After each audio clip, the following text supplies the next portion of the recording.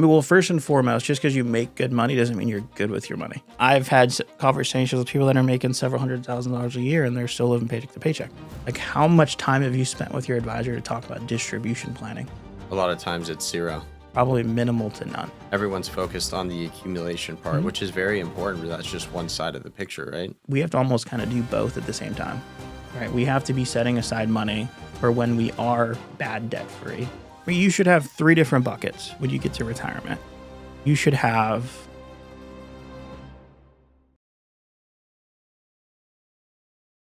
Welcome back to another episode of Business Casual. I am Keith Smith here with Shane Stelma. Shane, how you doing, man? not too bad. Fun topic today. We have a fun topic today. It's going to be cash flow, how people are managing that in order to build wealth over time. Something we kind of want to address with the audience is anyone in your life actually helping you structure your cash flow? That's definitely an area where we can help with, because for most people, the answer is no. Lifestyle creep starts to kick in. Yeah. So it's really just a great opportunity for clients to take full advantage of their financial world and how that is kind of playing out for them. So definitely an interesting topic today. It's really interesting, right? So, like, whenever you're looking at like your financial balance sheet, right? Like, you have HR to go to talk about your group benefits, setting up your paychecks, your W-2, your W-4s, all that stuff, right? You have a banker that you can go to open up checking savings accounts. You have insurance advisors that'll help you with auto insurance, property casualty, all that fun stuff. But nobody actually talks to anybody about what they should be doing with their cash flow. Right. Even though it is arguably the most important thing that is going to have a positive or negative impact on your financial future. Yeah, I totally agree with you. Mind-blowing. And one of the things that we have to kind of tell people is it's not a one-size-fits-all model. Sure. Right? Like, what I do with my cash may be night and day different than the next person. Right. It's just figuring out what's important to you, what do you want to do, and setting up a proper cash flow structure that's specific to that person. What does that kind of look like for a lot of your clients? I know it's different for everybody, but what are some of the things you kind of take them through to help them get a better handle on how they're managing their cash flow? So first things first is we have to set a baseline. We have to figure out, where are we actually at today? What does life actually cost you? And surprisingly, nobody actually knows that number. Right. Right? Like, if I asked you to the dollar, what do you actually spend month to month? You have no idea. I couldn't tell you now. Right? So we have to figure that number out first. And it's a really hard number. Like, it's not a stagnant number. It changes. Right? One month something may pop up where you have an emergency. The next month you may go on a vacation. Right. And the number is constantly evolving, but we have to figure out what that baseline number is first. And then from there, it evolves into other conversations. So establishing a baseline, kind of getting a feel for where people are at, the amount of money that's coming in, the amount of money that's going out. And then where does it kind of go from there? Is it more of a system, like a systematic approach, or are we building processes around that? I mean, how do you get people to where they want to be on a monthly basis, turning into a yearly basis? What does that look like? Yeah, so you have to keep in mind that there's 2 types of people when it comes to cash flow. There's really good savers and there's really good spenders. Right. So first we have to kind of identify, what category are you, right? I've had several conversations with people that are fantastic at saving. They're just probably too good, and it's almost to the level of hoarding cash. Okay. So now we have to kind of get them comfortable with not seeing such a large number in that account.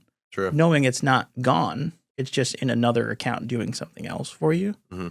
For the spenders, it's more of a complex conversation, right? We have to figure out, are you just spending too abundantly and we need to kind of tone it back a little bit? Like, are you just shopping too much on Amazon, or does life actually cost you that amount of money? Right. And once we can figure that out, I would say like 90% of the time, what we do is we establish kind of we call it a wealth building account, but it's kind of like a pass-through account. Right. So for our clients, their full paycheck comes to that account.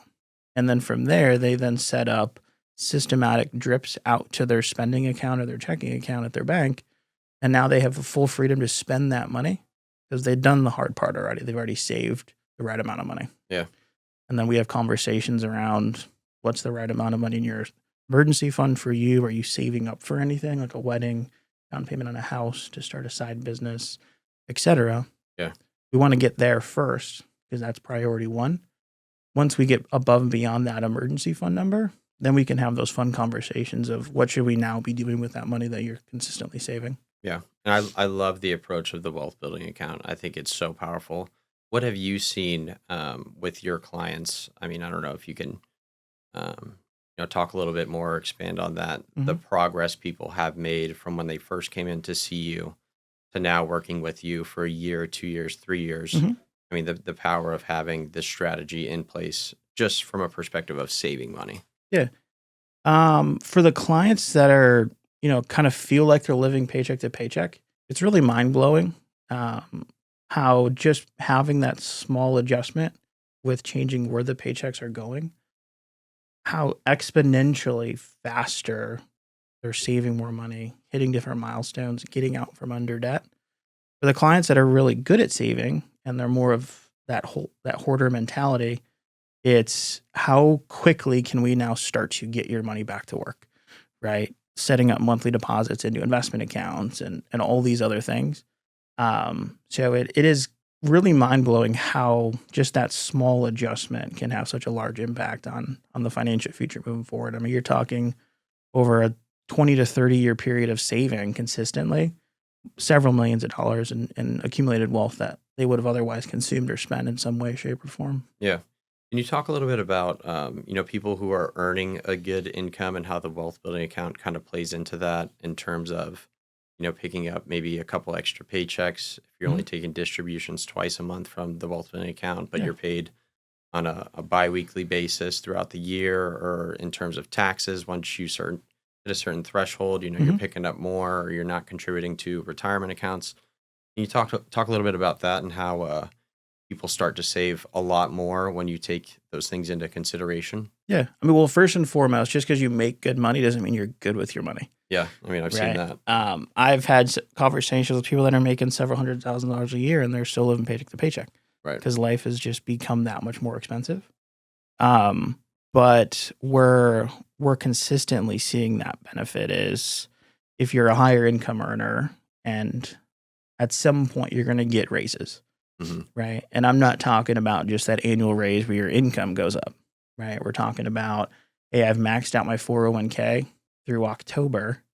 Now for November and December, they're no longer pulling out that 401k contribution. And people don't even know this. So that money's coming to me whether I realize it or not. Right. A lot of times it shows up and we end up consuming it for Christmas and other holidays. Maxing out your Social Security wage base for the year. They no longer pull it once you've contributed your amount. So that's a raise. I mean, there's all these different milestones throughout the year that these higher income people are hitting, and all that money just continues to come in. Yeah. I mean, you mentioned switching, like the difference between a biweekly paycheck and semi-monthly, right? Where you're getting 24 paychecks versus 26. Just having that mindset of, hey, I'm going to go from a biweekly paycheck cycle to a semi-monthly, and now I'm recapturing those 2 extra paychecks throughout the year. And it could just be accumulated savings that we didn't even know money just kind of showed up. Especially for like higher earners where like those paychecks are, 5 figures, like those extra 2, and they really make a difference in the overall planning and saving. I have a lot of clients where we're doing the wealth planning account and they're paid biweekly and they just prefer that one deposit hits their checking account monthly. They like that? Just the one? Yeah. I know on a monthly average, I spent X amount of money. Some months it's a little bit less. Some months it's a little bit more. We can always bridge that difference. True. But they just want the money to show up on the first of every month, and they know they just have that money to spend. They don't have to worry about when is their paycheck going to come in.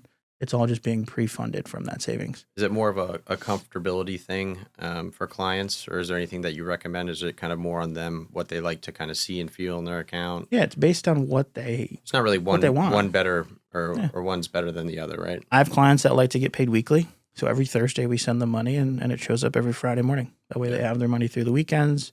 We scale it based on the week of like, hey, my mortgage is due this week, so I need a little bit more to cover that. Right? We adjust the numbers. It's not really consistent.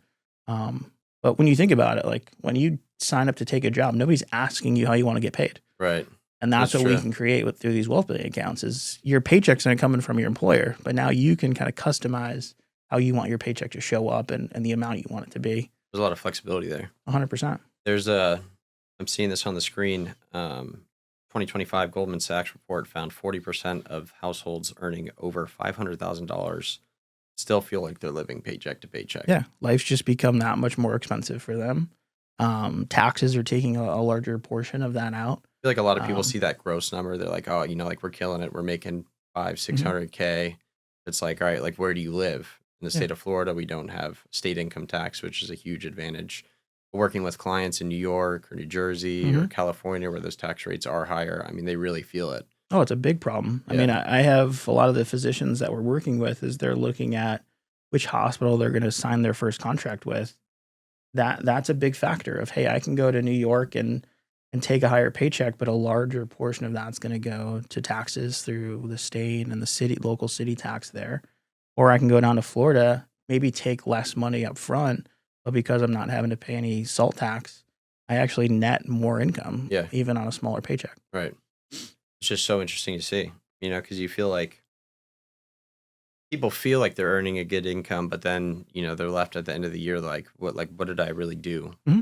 Like what is moving me forward? Yeah.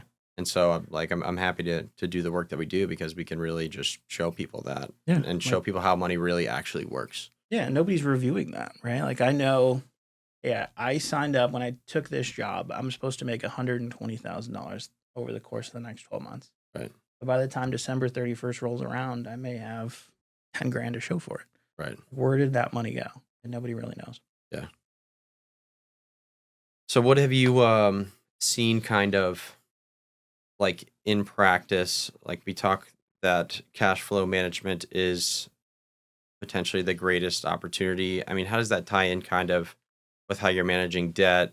Is that something that because I feel like a lot of people kind of want to know how to, it's sort of a balancing act. Yeah. How does the cash flow management also tie into debt management? I mean, what's kind of your approach on that? Are you looking at that first? Are you looking to save money first? Are you building an emergency fund? Are you paying off credit cards? Are you saving? Like how does that look, or what's kind of your approach on that?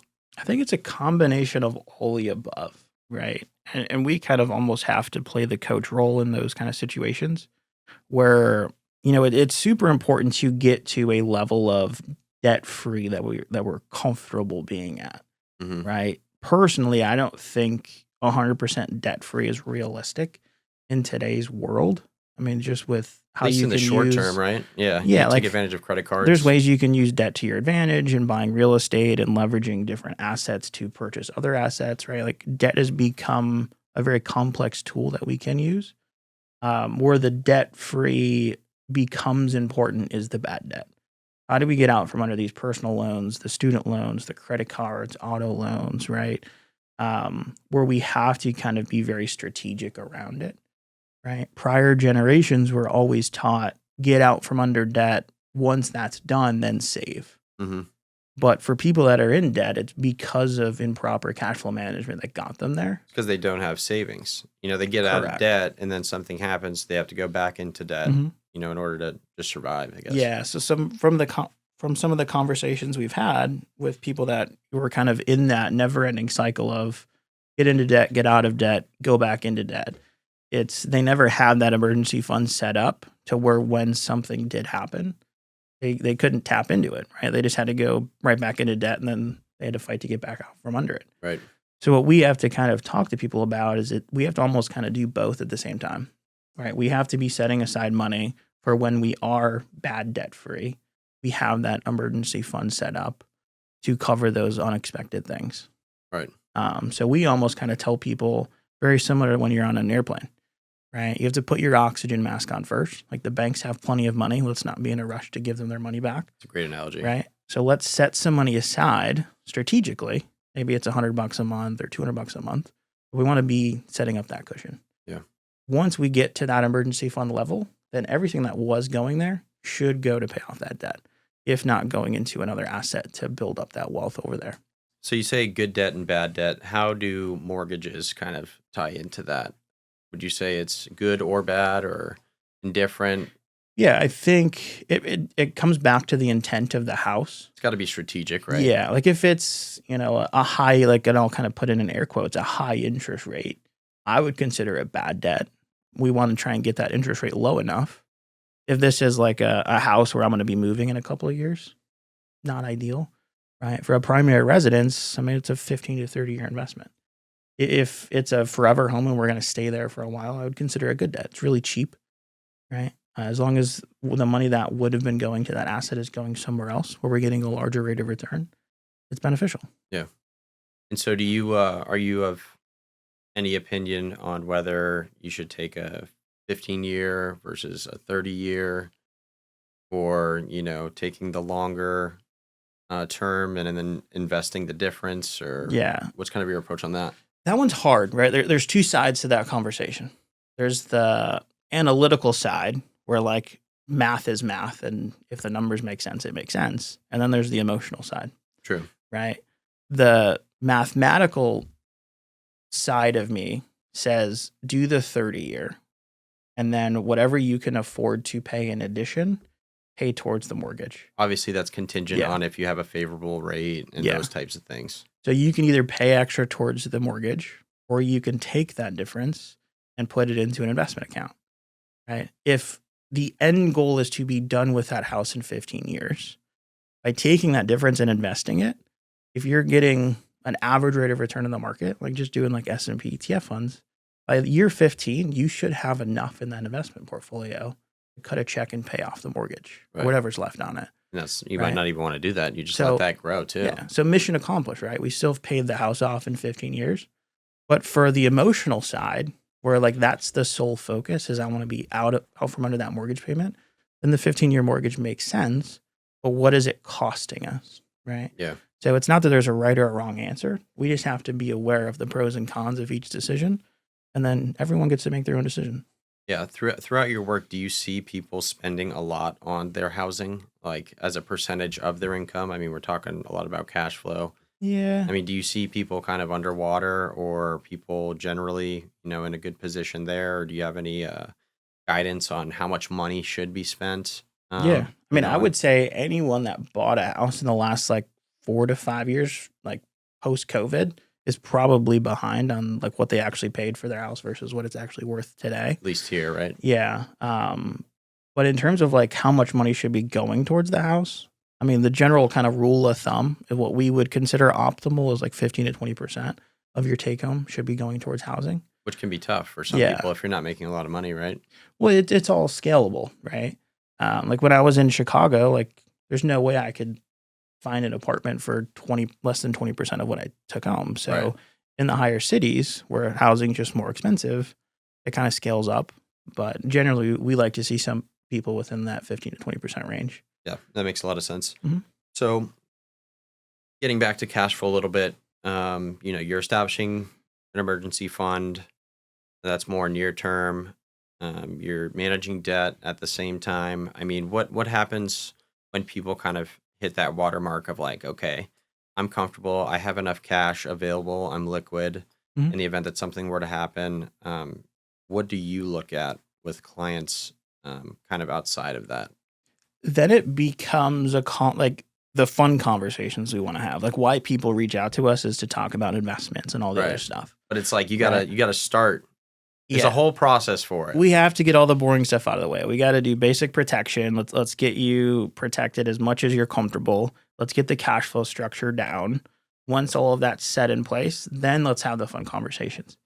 But a lot of that is subject to like what's the ultimate end goal, right? And I think there's been a massive shift where people are not wanting to work later; they're wanting to work less. Yeah. So it becomes a conversation of: do I utilize a Roth IRA? Do I fund a traditional IRA if I'm a higher income earner and have to do backdoor conversions? Does the money go into a non-retirement investment account so I can access it earlier if I do decide to retire earlier? Do I utilize permanent insurance? There's no one size fits all strategy of like, if you do X, Y, Z, you're going to be financially successful. But what we can tell people is, hey, if you're saving 15 to 20% of your income consistently, and you invest it wherever you invest it, you're going to be fine. As long as you're doing that, as long as you're saving up front over the right period of time, you will be successful. We have no idea what the market's going to do over the next 20, 30, 40 years, right? But if you can control what's within your control, meaning cash flow, how much are you consistently saving? And whatever the market does, the outcome by definition has to be optimal. Yeah. Right? I love that exercise that we go through in terms of the savings rate versus the rate of return and doubling them. Yeah. And it always falls back on the savings rate, and that is the driver of the overall growth. Yeah. Like if you take into account the concept of lifestyle creep, right? Where if I'm consistently expecting to get a 3 to 4% raise, most people, when they're bad at cash flow management, they just find new ways to spend money. Where the systems that we set in place, if I get a 4% raise, maybe I don't want to change my lifestyle this year, but I may want to change it next year. So the next year, when I get another 4% raise, maybe I only increase my spending by 3%, right? So now we've recaptured all that additional income that can then go towards other wealth building vehicles. And we see that exponential growth. It's more like compound savings. And a lot of times it's leading to several millions of dollars more for the client on the back end. I love that illustration too about just constraining, like as you're, getting those 4% raises, if you're just constraining your expenses by 1%, the difference that can make over a period of 30 years, 40 years. So, and even if you get into the distribution side of it, right? Where now instead of getting a consistent paycheck, now I have money coming in from a 401k. I have money coming in from my Roth. I have Social Security money coming in. We now have like 4 or 5 different paychecks coming in. Like retirees need just as much cash flow management as people that are on the wealth building side. Absolutely. Yeah. Maybe even more. And if you think about it, like we talk about this a lot in the agency, is like nobody's talking to these people about how that money comes back to them. Right.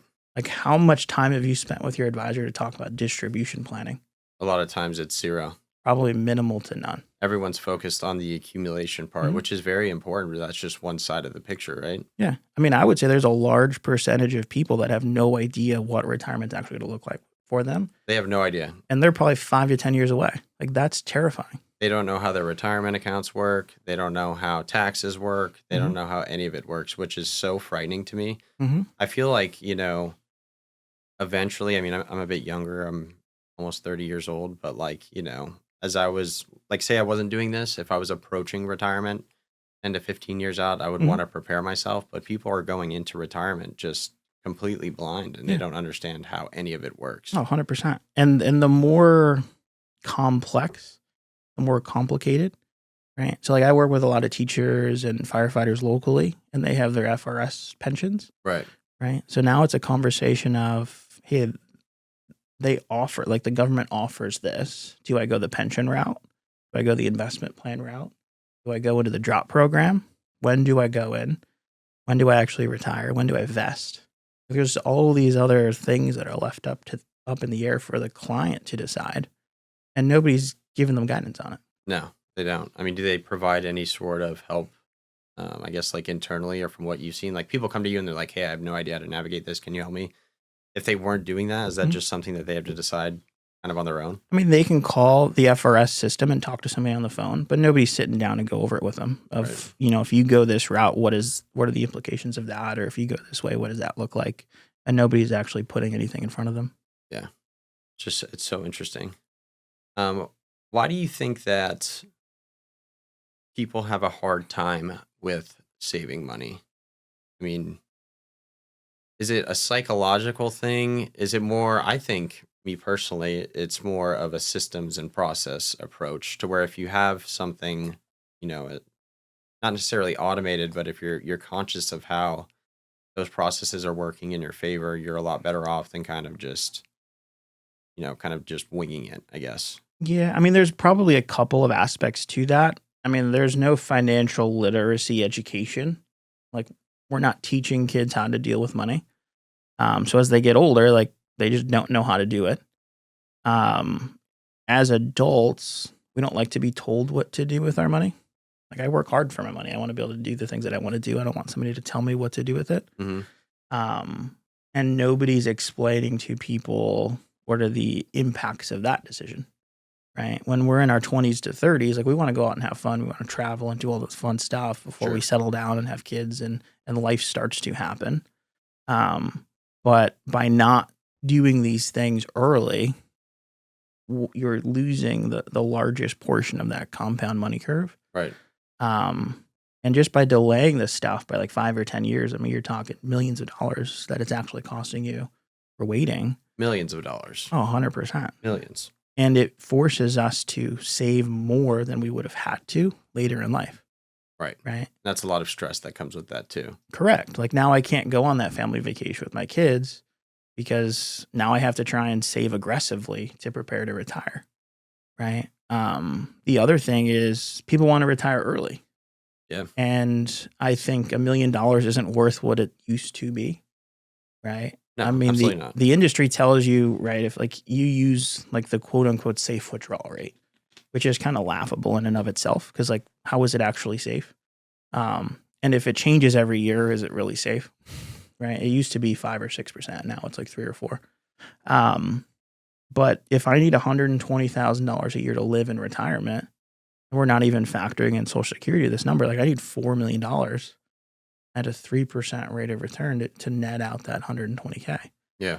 Right. So we have to hit such large numbers for a lot of people that it feels so distant from them and they're so disconnected from that. We have to kind of bring that number in front of them and kind of show them, hey, if this is the retirement that you want, this is where we need to be there. Mm-hmm. And then talking to them about how can we make it as efficient as possible, where due to tax savings, using Social Security system and the loopholes that we can take advantage of there and different distribution paths, how can we make, $2, $3, or $4 million look and feel like 4, 5, or 6? Yeah. So like something that I took away from, I think last week's training or the week before, it's not necessarily about having the most money. It's about having money in the right places. Mm-hmm.